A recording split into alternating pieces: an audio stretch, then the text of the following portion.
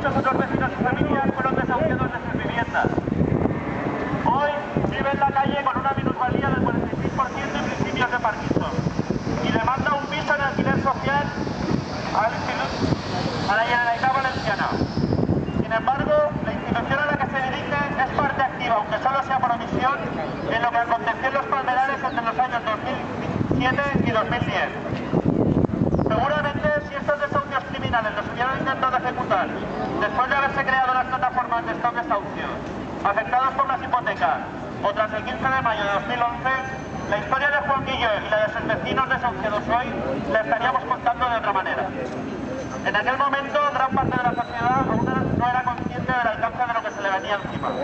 En Los Palmerales de él y en otros muchos barrios, pueblos y ciudades lo supieron antes que nadie y tuvieron que luchar solos por uno de los derechos humanos fundamentales, el de la vida digna en una vivienda digna. Hoy reivindicamos este derecho personalizándolo en Juan Guilló, una persona que en las circunstancias más adversas sigue luchando y pidiendo justicia.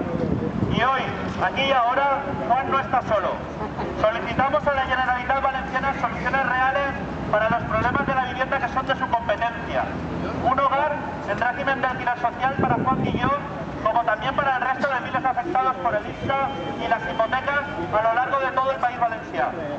Aprovechamos esta ocasión para invitar a todas las personas afectadas a acercarse a las plataformas afectadas por las hipotecas, comisiones de estos desahucios, a las asambleas, sindicatos, a la CGT. Y también ponemos en conocimiento el mail al que pueden dirigirse, afectadesipsa@gmail.com, desde donde vamos a empezar a gestionar los casos de afectadas por el ISTA. Gracias.